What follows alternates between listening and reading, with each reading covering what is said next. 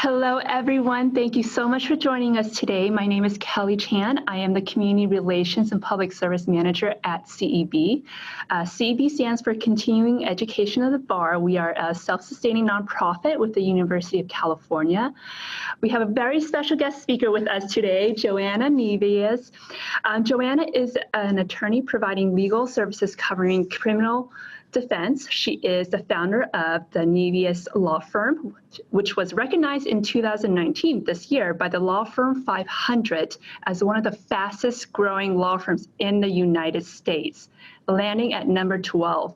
So Joanna has been named Rising Star Super Lawyer for the last 4 years in a row, and she was recently awarded the Alameda County Bar Association's Distinguished New Lawyer Award.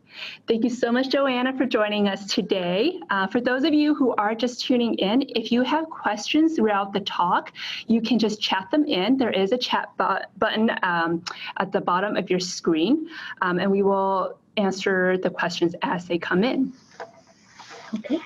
Thank you, Kelly, and thank you for joining. Welcome to Measuring Metrics and Marketing.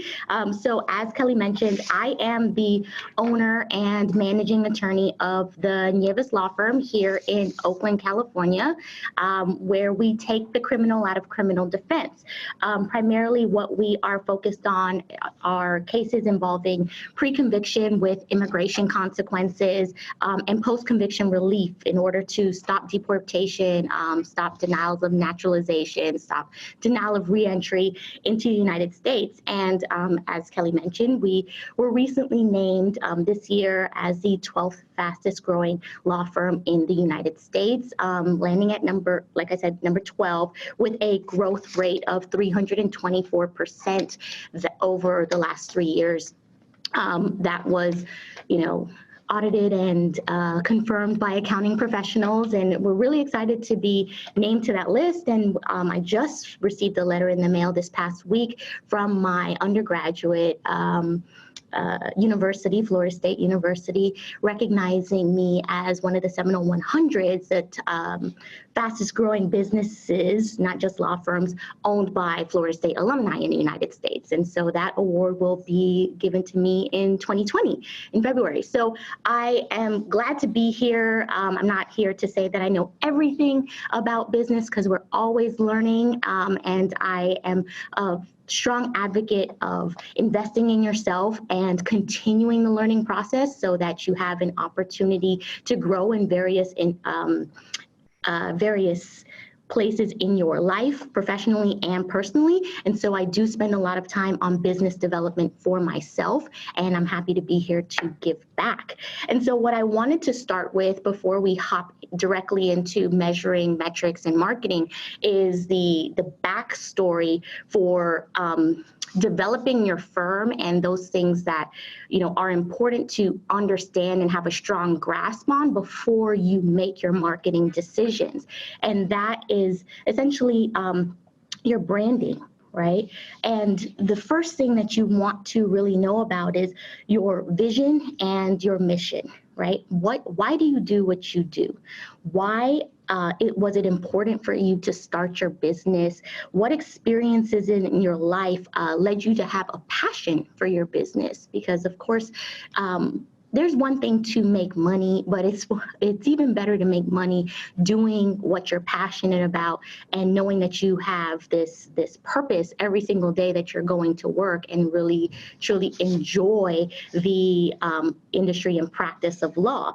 And an example for me is, you're not necessarily going to know right out of law school or right when you get into your practice what it is that you have a passion for. So it is important to at first try some new things. When I was in school, I interned at an election law firm. I did go to school in Florida. There were a lot of voter counting issues at the time, and I realized that working there and working at the Capitol were not necessarily that wasn't what I saw myself doing for the rest of my life. There was nothing wrong with the position. I enjoyed the people I worked with, but it wasn't anything that I was really passionate about.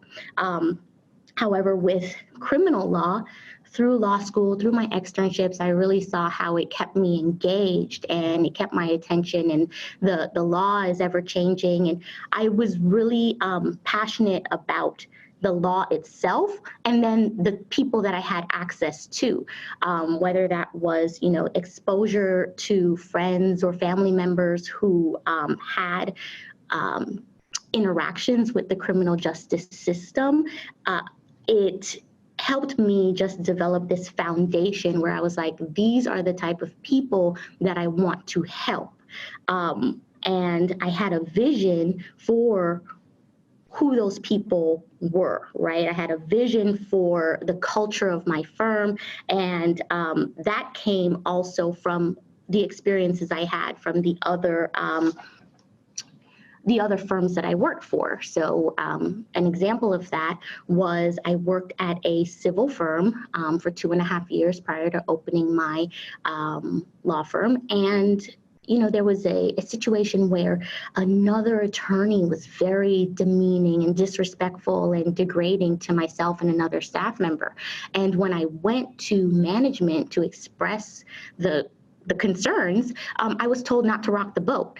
And for me, that didn't create an atmosphere of support that I wanted. So at that point, I decided, you know what, I want to create a firm where I'm not only practicing in the area of law that I'm passionate about and helping the people I'm passionate about, but I can create a space for my employees and the people that work with me where they feel supported. And so that vision altogether kind of led to developing the mission of the Nieves Law Firm, which is to restore the reputation of people who've been accused of crimes and help them plan for a brighter future. And everything I do is targeted towards that. My marketing, the marketing message that I send out, the statement that we have on the motto that you see underneath the logo, the culture that we've established within the firm, it all comes from a lot of thought. And then the next thing I wanted to talk about is taking that thought and actually putting it into writing. It's, when you think about it, when you are asked by a friend or family member or colleague to invest in a business, right? Any other business besides your law firm, you're not going to hand over any money to anyone without first asking them, like, where's your business plan? What is your plan for the success of this project? And so you want to have the same mindset when it comes to your law firm. What is your vision and plan for the building that you have? What is the building and plan for the people that you have? Is the video still working? Nonetheless, I don't know if you all can still see me, but Yes, we can. Okay, great. Sorry, thank you. I froze on my end. So whether or not what's your plan for, the space that you're going to function in, the people that you're going to help, how much money do you need to earn for the year, and how are you going to go about earning that money? What is your plan for marketing, rather than just kind of throwing things out to the every single vendor that calls and says to you that they can get you at a #1 spot on Google? It's probably not true, and Google doesn't like that. And then, what is your plan for executing that plan? Whether that's quarter by quarter or monthly, how are you going to carry out each one of those ideas? And I mean, it sounds simple, but it's really the effort of taking everything that's going on in your head and putting it down in writing, and then updating it as time goes by, and kind of using it as a roadmap for how you are going to help your business function and stay healthy, and also how you're going to catch things in your business quickly so that you don't fall victim to being in a cash crunch. And so one of the things I think is really important is thinking about how are you going to present yourself to everyone else. We all have different styles. We all are targeting different types of consumers, which I'll talk about later. And we have various practice areas. It's important to think about what is going to draw the people that I am looking to help to my firm, and what's going to be a genuine representation of what they're going to get when they encounter my firm. It would not be genuine of me to put out a real, I don't know, touchy-feely, homey, comfy marketing message for my firm, because we are a very we're a very fierce, polished, professional firm. Those are typically the words that are associated with my office, and I'll tell you how I know that those are the words associated with my office. But you want to make sure that you're not sending out mixed messages with your visual presentation, the way you dress, the pictures that you use on your website, and then what people receive when they step in the office, or whether if they're meeting you in your home office, then that's something that should be reflected in your website. So they're starting very early on knowing what they're going to receive. One of the things that we did, and like I said, I've invested a lot of time and energy in personal and professional development. One of the things I did is spend some time talking with a professional about my personal and professional branding, and identifying what are the 3 words that represent me and my business, so that any meeting or courtroom or event that I walk into, I am representing my brand consistently. And that's from, PTA meetings. I don't go to PTA meetings, but PTA meetings or soccer matches to the courtroom and, the office. You don't have to wear a suit to a soccer match, but is your visual representation giving off that you are about business wherever you go, and that people can approach you in the shopping mall or in the grocery store and know that this is the same person who holds themselves out to be, sophisticated, polished, and prepared. And so just making sure that you are constantly thinking about the message that you're sending, because you as a business owner are your business and a representation of that at all times. And one of the other things that is incorporated in this vision and mission and business plan is the target market and what your offerings are. It's easy to start a firm and say, hey, I'm just going to take whatever walks through the door because right now I just need to make money. And so I'm going to do a little PI, I'm going to do a little family law, I'm going to do some criminal and immigration and everything under the sun, because right now I'm just trying to build my resources. And I would encourage people to kind of niche down as quickly or as soon as they can like I was saying, when you recognize what your passions are and where your experiences come from and why you do what you do, it's easier to target your market and your offerings to that. And developing like what that menu of services is going to be is really going to help you speak to the right clientele. And so I do want to, so your services, just identifying what those services are, and really, it's almost like just staying in your lane. Not to say that you can't be good at multiple things, but it's even better to be great at a few things. And so in terms of marketing, the first thing I want to chat about is your target client. Like, how do you identify who that target client is? And what does that person, look like and sound like, and where do they eat and what do they watch and what are their interests and where do they work? It is really important to kind of do that analysis and get an understanding of their background and their family life and their pastimes and their income, because that is going to help with your marketing. Like, you sit down and you truly visualize, who is it based on the experiences that I've had in the past? What do they have in common? Or based on the people that I've helped that I want to help more of, what is it that they have in common? And how can I direct my marketing to getting those people to my website, to getting those people to call me, to getting those people to come in and meet me for a consult and hire me? And so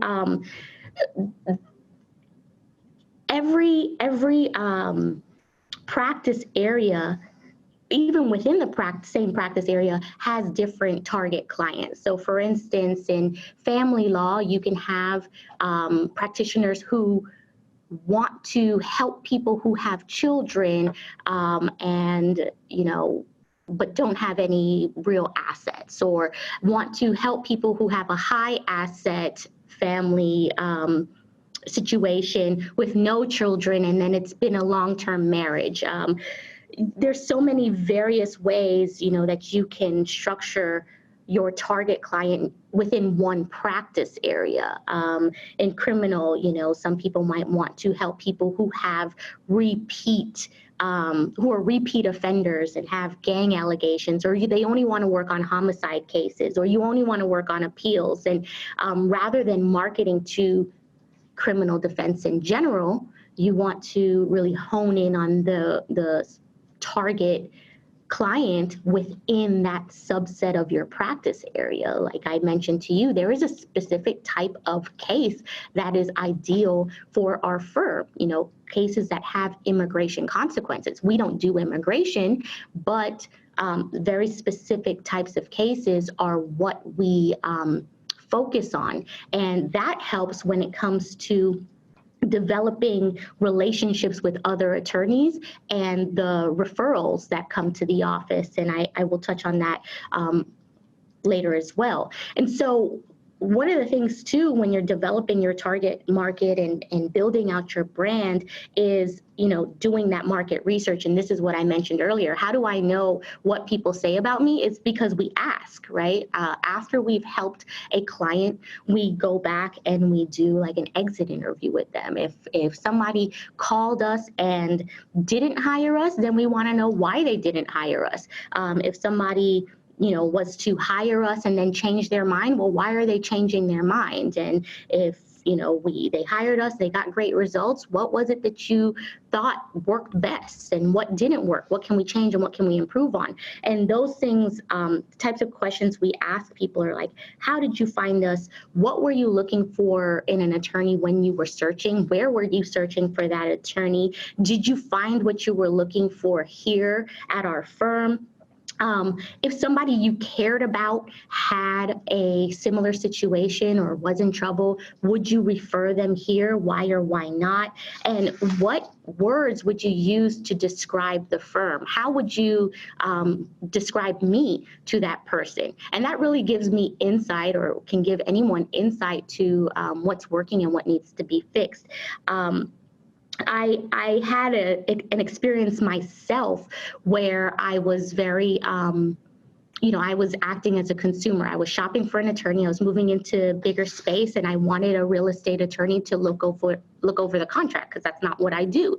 And I remember calling 4 people, and the first one never called me back. Another one took about 2 to 3 weeks to call me back. The third person, he talked to me on the phone for a few minutes and jumped straight into giving me a quote. And he was much cheaper he was about half the price than the person I actually hired. And that was because that person presented themselves to be interested, they were timely, they seemed knowledgeable, they were professional, and yes, the fee was double, but they spoke to me as a consumer. And so that's what's really the key here, is knowing that the people who are looking for our services are consumers, and they're shopping and wanting to spend their money the same way that they do for anything else. Some people go on Yelp to find who has the best reviews and what other people said, and that's from restaurant to attorney. Some people will ask their family and friends for recommendations. Some people will still, pick up the yellow pages. I do believe that that still exists, right? But everybody works, with that consumer mindset. And so for me, think about when you're going to a restaurant. I know that if I make an appointment or a reservation, I want to be seated on time. I want my meal to come out in a reasonable time. I want my food, the presentation to come out properly. And so when I built my practice and developed the brand, those things that I deemed as good customer service or professional are the things that I incorporated into it. Some people would rather, eat at a fast food restaurant than eat at a high-end restaurant, and that's okay. Both are fine, but as long as the marketing message of what you're getting, efficiency, speed, and fast service is the message that you're sending versus quality time and hand holding, that is why you think about who you are as a consumer, what your target consumer wants to see, and you send that type of message out. So just determining what is the audience that you're trying to speak to. And the more targeted your audience, the less saturated the market seems. People talk about the number of attorneys there are in California and how stiff the market is or the competition is, and we're all kind of competing for the same work, but we're actually not, right? Some billboards and bus ads and the guerrilla type marketing, that works for some people and it doesn't work for others. And even if we all put a billboard up, if we have a specific client that we're looking for, they are all going to respond differently to each message. So I would just encourage people not to really worry too much about what others are doing. Yes, ask questions, figure out what's working and what's not working for other people, but using data to make your decisions, like within your firm, is really going to help with the success of it. And so when you are focused on your brand and your vision and your mission, that's when the clients will come rather than focusing on what other people are doing. So you're no longer just pouring money into, marketing PPC campaign, pay-per-click campaigns or online marketing campaigns, hoping that these general ads will direct the right people, and blowing your marketing budget on like general practice areas. You are spending your marketing dollars very wisely. You can just let everybody else blow their budget, and so one of the things too is just not, like I mentioned before, not getting caught up in a cash crunch and worrying that, not giving things time to test it, just more so worrying too much about, I hired this marketing company, I spent $5,000 with them, and I'm not seeing the results right away. But you're also not giving it time. And so it's but you don't want to waste any money, and you're making these decisions based on like how much money is like left in your checking account today and whether or not you need to pay rent, rather than actually making a hypothesis and calculating and determining the return on the investment that you've made. And a lot of those determinations come from, your measuring and your metrics within the marketing. And I just want to make sure we talked about market research and understanding your consumers. And I do want to talk about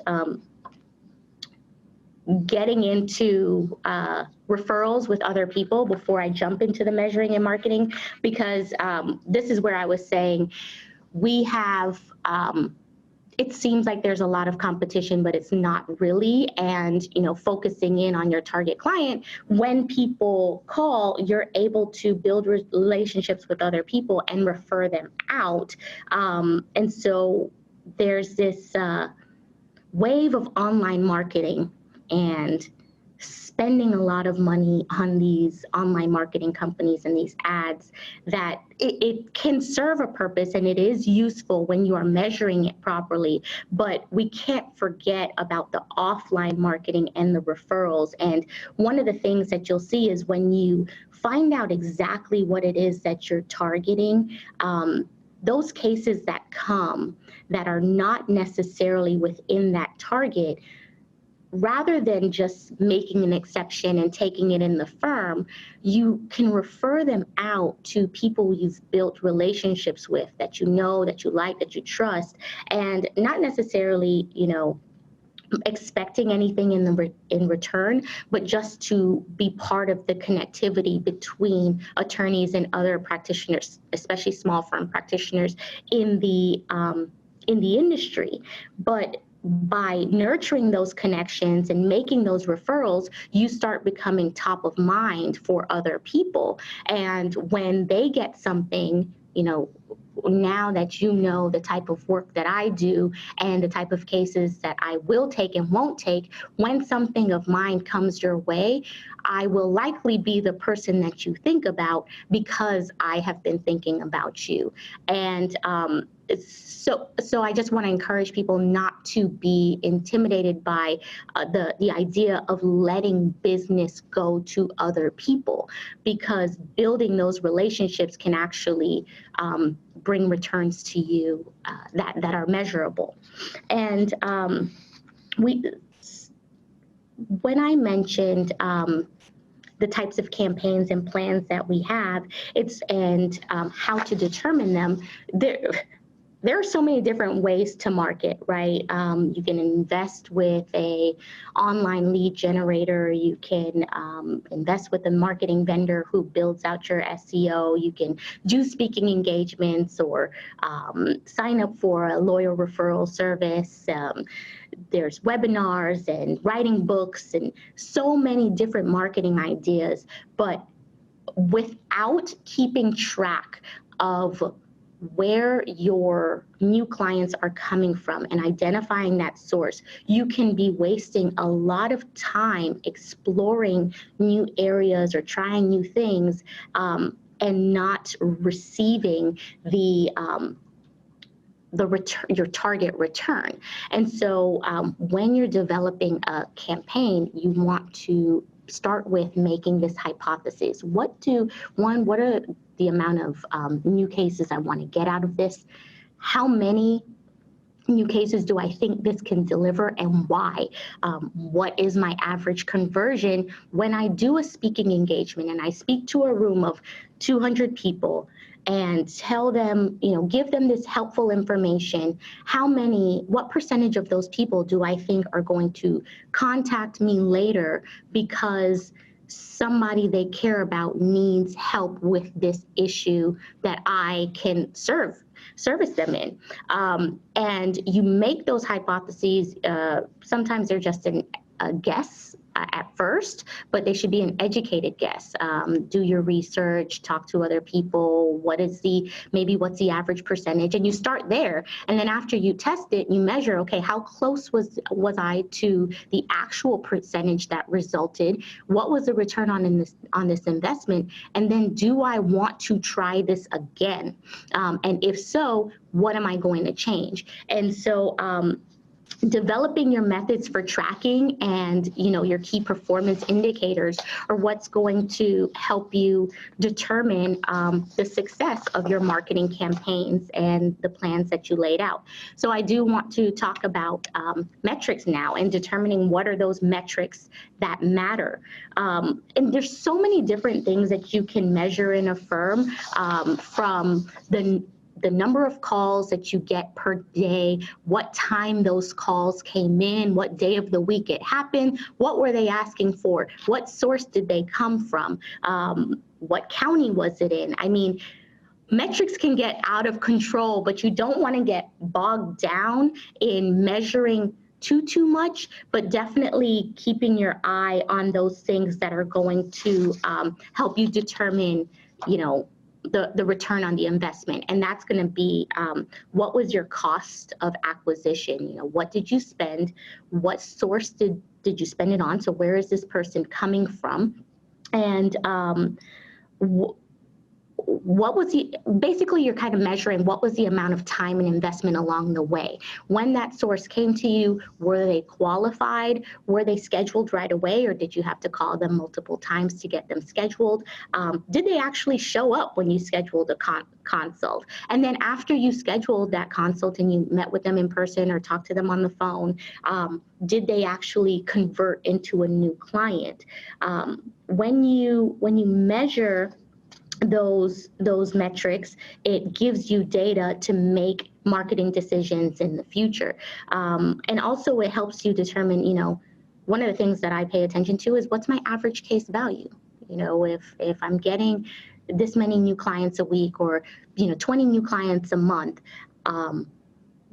some of them felonies, some of them misdemeanors, what is the average value of the cases that I'm getting? The reason that's important, and tracking how many new cases I'm getting for the month, is that helps me project what the revenues are going to be for the year. And that helps with making hiring decisions and the marketing decisions that we've talked about.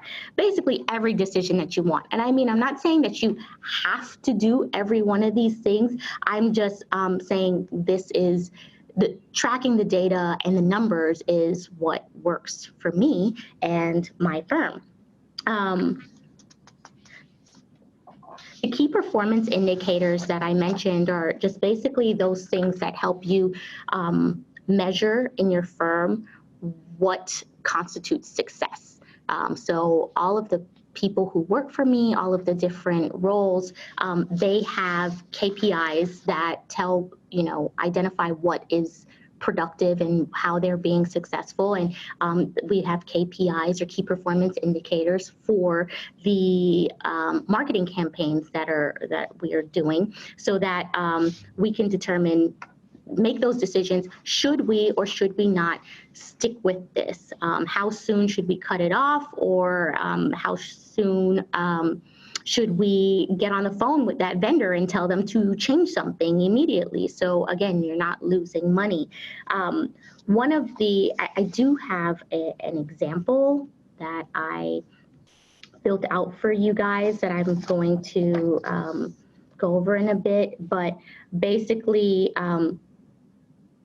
everybody starts their business because they're planning on having it sustain them in some way. We're planning on making a profit, even though I know we're at a nonprofit organization right now, but we still have a P&L. You have to be concerned with the revenues that are coming in and where those revenues are going to come from. How are you going to pay yourself? How are you going to cover your overhead? And being able to do that. Is that a question? Yeah.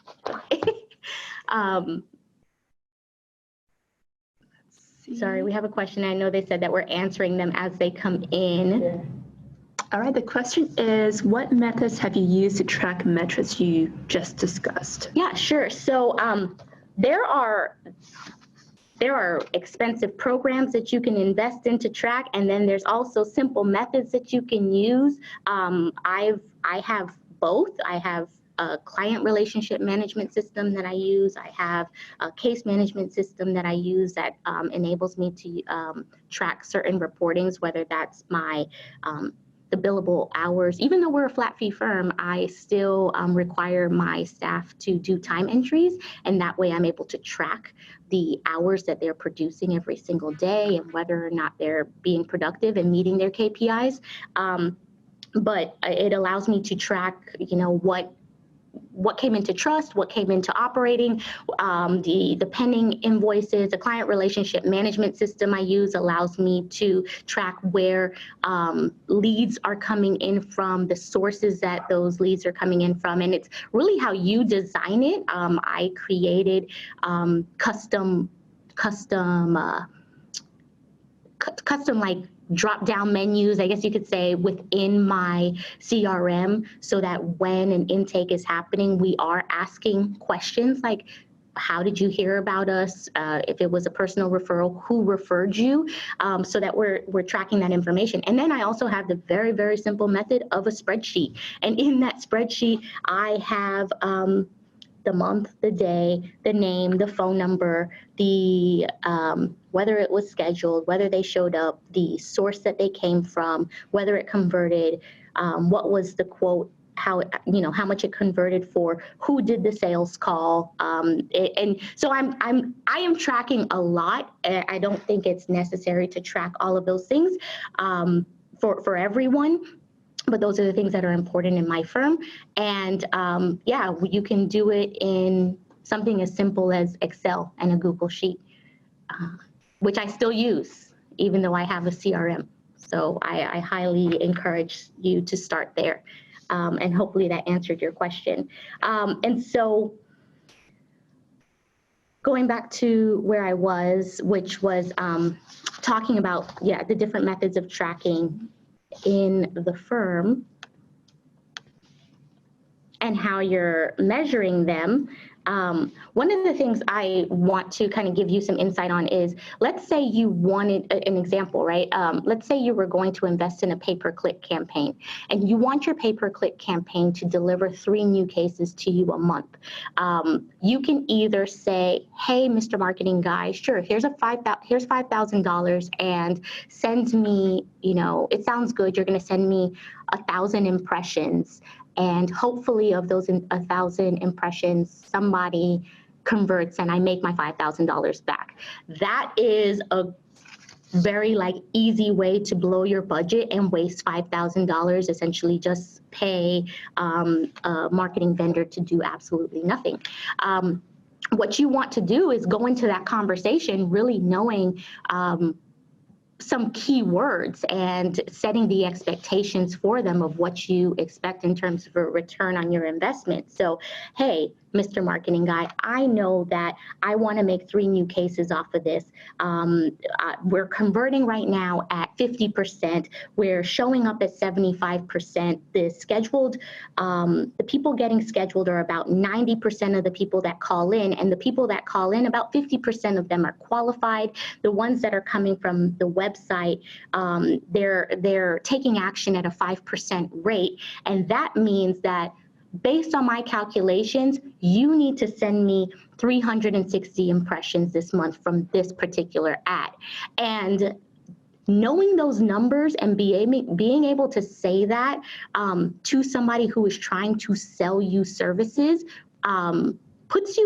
is very empowering, right? Because you know your firm better than anybody else. You're not going to walk into that conversation and have somebody telling you what you need to do to be successful. You are telling them, here are my expectations for the work you need to produce for my marketing dollars. And if you're not delivering like you say you're going to deliver, we're going to cut this off when I don't see that actual return happening. Because my average case value is $5,000. I'm giving you $5,000 to do this. I need you to deliver at least 3 cases so we make $15,000 this month, and I determine that's the ROI that makes me happy. And I'm just using random numbers right now, but because it's all based on your personal preference in your firm. But when you're tracking, you have this level of power in your numbers that you can hold other people accountable, you can manage your finances better, and you can make decisions based on the data. And so when we talk about measuring, like I said, you're going to want to determine what's important. And that's what, when I answered that question, it's, the things that I track are what's important for my firm. And because of the decisions that I make, don't get bogged down measuring everything. I don't check what time of day the calls came in. Although we have some after-hour calls, and the after-hour calls in criminal defense are sometimes the best calls. But it is, you're going to generally know that, but it's not important enough at this time for me to get down to that level of nitty-gritty in it. And in measuring, I think you'll also see those opportunities to grow within and outside of the firm. Like I was mentioning before, building your referrals and your referral sources is a great way to build your business. And when you are tracking the people who are calling into your firm, whether or not it is qualified or not, we're also tracking those non-qualified leads because we're sending them out to people that we like and we trust and we know do good work. And then we're able to follow up on that. We're able to follow up with the potential new client who wasn't qualified for our services, and see, whether or not that referral connection is a good one to sustain. Did they provide a strong level of work? Was it what they were looking for? We're able to follow up with our referral sources and say, hey, was this a good lead that we sent you? When we get more things like this, should we send them over? Not because we're looking for some referral fee or anything like that, but just because now we're also known as a firm who keeps track and cares about every single person that calls into our office, which we realistically do. We want to help everyone, and I really think that when you have a desire for helping people, that is part of why your firm will grow. Is that another question? Yeah. Oh, I'm sorry. It's all right. The question is, what CRM software do you use? Sure. Should I? And I don't want to, I will answer it for certain. I just don't want to seem like I'm advocating for any particular paid service or saying, to definitely use this one. I actually use Lexicata, which is now called Clio Grow.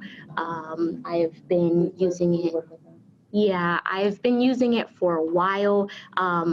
They integrate with Clio. I do not use Clio. And so I think the best advice there would be to do the research before you invest in anything and test a few things out, especially if if this is a group that is small firms and solos or people just starting out your practice. Don't be afraid to ask for trials and anything free or discounts. To this day, I still ask.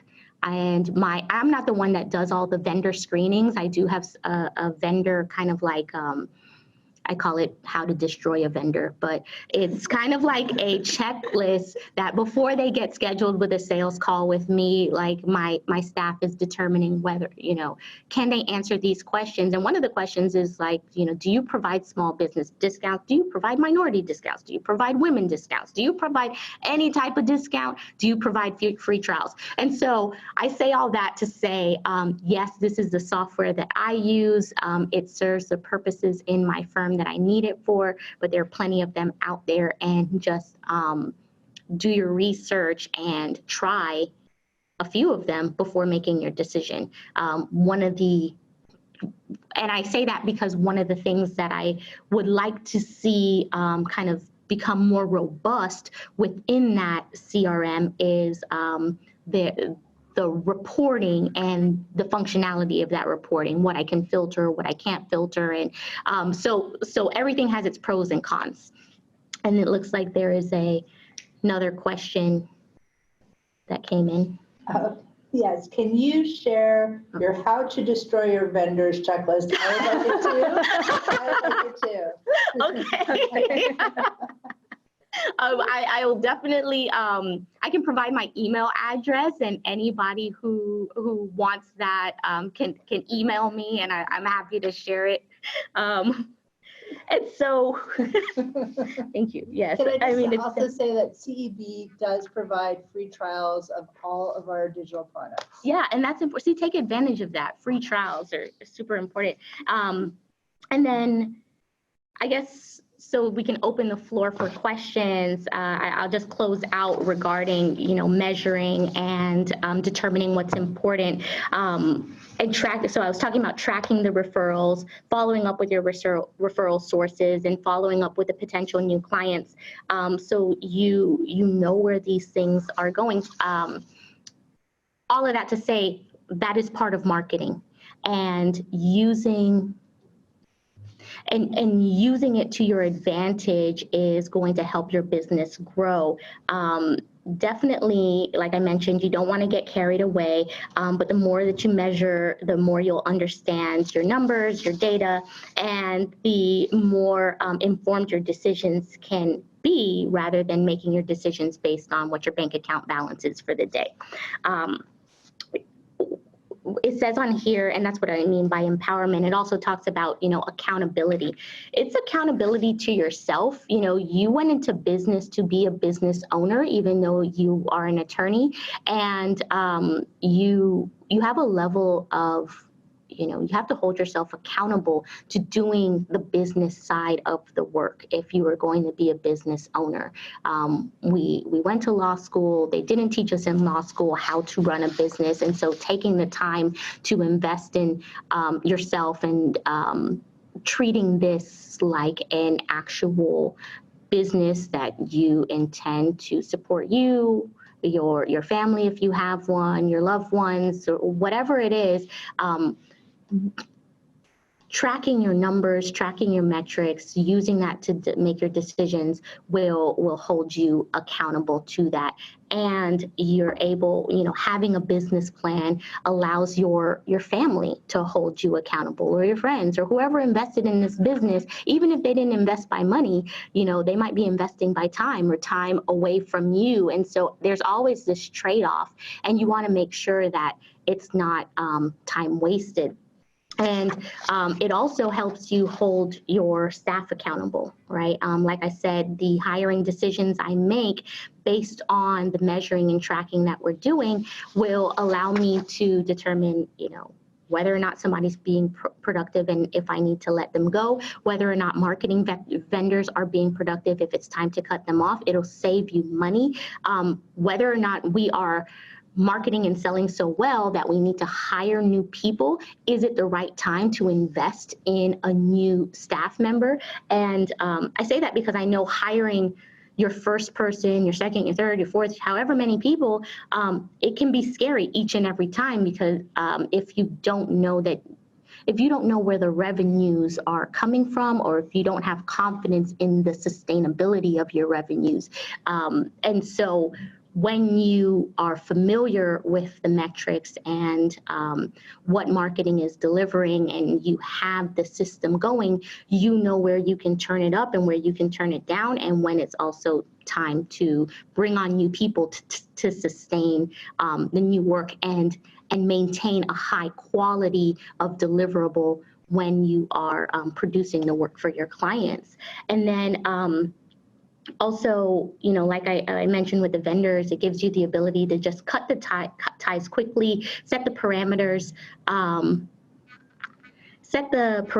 on what to expect, and get past. A lot of times they'll use like all of this jargon and all of these acronyms that, I understand now, but when you first go into it, you're like, what is PPC? What is SEO? What's a CRM? What's a CMO?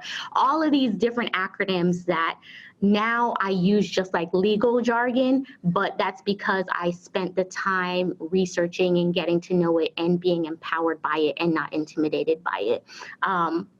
And then, of course, it just allows you to be a better manager of your company. And that's what you are running a company, you're a business owner. And so treat it like a business, not a side hobby. And so if I could, I'm going to answer some questions. And how do you know? So the question we have here is, which marketing directory do you like or dislike? Examples include Justia or Martindale. So I don't use any of those companies. And that's, yeah. There's a question before that I typed in the questions about. I hope that answers your question. So the question, another question is, how do you know what to charge for your service? Oh, that's an excellent question, because I measure that too. And so how do I determine what to charge for a service? At first, of course, when you go into something, you're not certain, but the way to determine it is what are the steps I'm going to take to deliver this service. Let's say it's a DUI, and let's say I just opened my firm and I'm straight out of law school. I've never done a DUI before. Hopefully you have a mentor and you're talking to somebody who gives you some insight on that. But for the most part, most of us have done internships in law school or have people that we can ask questions about. So you know what a case entails, and you're going to think about what is every single step that goes into making this case happen, that my receptionist has to do, that my legal assistant has to do, that my paralegal has to do. And if you don't have staff, that is everything that you have to wear all these different hats to carry this out. And so when you're thinking about this, producing this work step by step by step, you can now put a number, like a billable number, and this is part of the reason that we track time, even in a flat fee firm. You can put a hourly rate on each fraction of the time that you've spent on it. And so, yes, it's a lot of work to develop pricing based on the services you deliver, but it's definitely worth it, because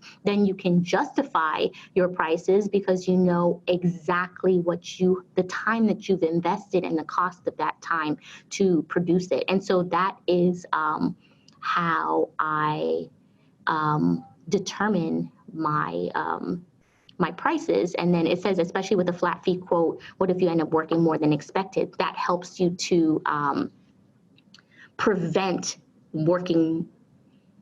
It helps you to prevent working more than expected, because you should be expecting the work, because you have made the plan, okay, I'm going to draft a motion to suppress. It's going to take me this long to draft a motion to suppress. Then I have to serve it, and I have to file it, and then I have to argue it in court, and I have to subpoena my witnesses. And you're really thinking step by step by step what's going to happen in this, and hopefully you're not underestimating the work that you put into a case.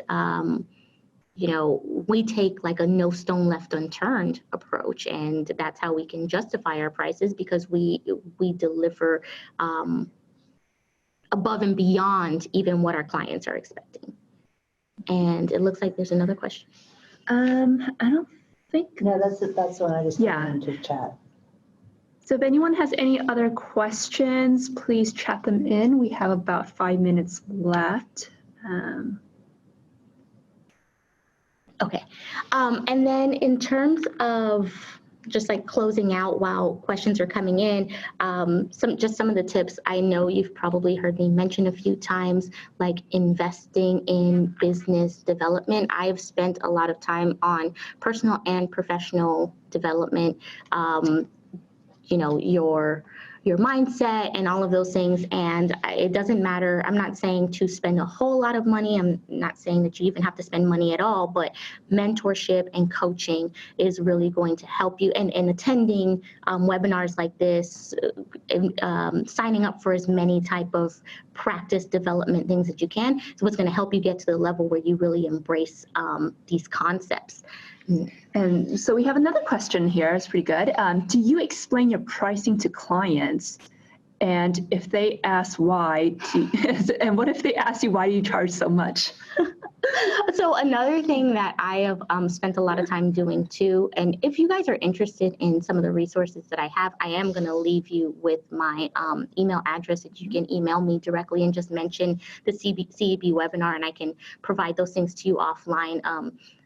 Because like I said, I just don't want to advocate one way or another for it, but I'm happy to answer your questions about what I use. But in terms of explaining my pricing to clients, no, because those are I don't go into Nordstrom's and have them explain to me, their pricing for something that's on the shelf. And I don't expect that people need me to explain my pricing. Now, of course, I have to, if there's like an attorney's fees issue or something like that, you've got your time tracking there. Let's say they want to contest the fees or something like that.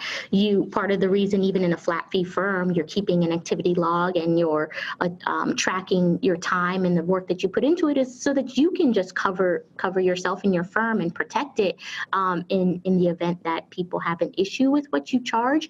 But when you are spending the time, I know when we spend the time time developing step by step what goes into it, I know that my pricing is fair.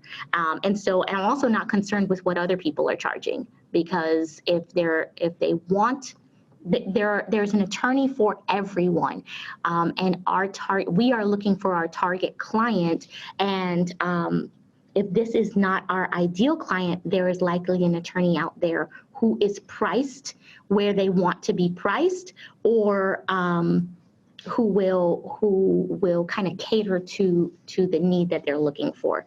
And yeah, if they ask why they charge so much, it's really about building in the value of what we deliver. Great. We have one last question here.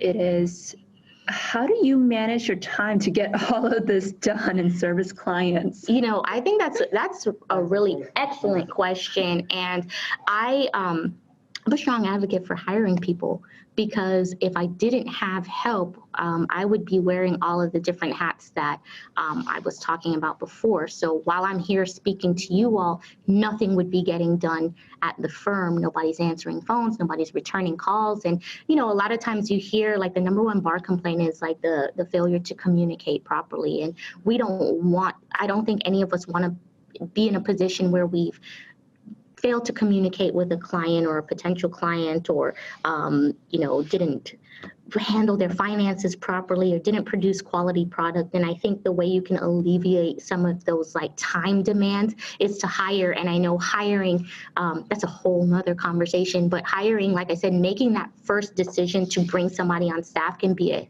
scary one, but it benefits you more to bring an hourly person on to answer the phone, and not miss a $7,000 case because you were stuck in court, which can pay for your hourly person, than to try to do it all yourself and not return a call until 2-3 weeks later.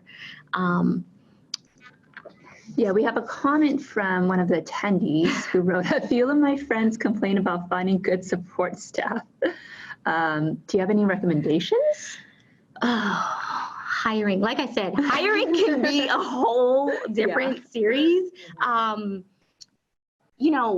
It's like that with any business. I think just finding people who are committed. And I think when you have, just like you have a clear marketing message, you have a very clear culture of your firm, and you've developed your core values, then what you're going to be looking for, or what you're putting out there in your job ads, or on your website, if you list your job openings on your website, is the type, your target employee. And finding that target employee may take time. I will be honest, I had an attorney position open for like 6 months, and I interviewed so many people, and I'm just like, there's so many things where you're weighing, do we need to bring somebody on right now and just make an instant hire, or do we need to, can we wait it out and find something that fits with the culture and the target that we're looking for? And when I say that, I mean like in line with the mission and the vision of the firm, and has the same passion that we have for the clients that we help. And so, yeah, it is like finding a partner. You want to have people who are going to be on board with you and have uphold the same values that you have laid out for your firm. And your firm is something that you've manifested out of your brain. And so you want to make sure that you continue, like in your business plan, when you're talking about who you're going to hire, and when you're making those hires, what are those things that those people stand for or stand against? And we've got 1 minute left. Yeah, we don't have, we're actually out of time already. Thank you, Joanna, so much for offering your insights and sharing your experience with our audience today. We will be sending out the PowerPoint deck and Joanna's contact information. She has graciously offered and opened up her doors to you if you have any other follow-up questions. All right. Well, thank you again. There you go. I just sent my email. Oh, there you go. info@theniambuslawfirm.com. Thank you for having me. I hope you all got something out of this. Yeah, thank you. Good luck.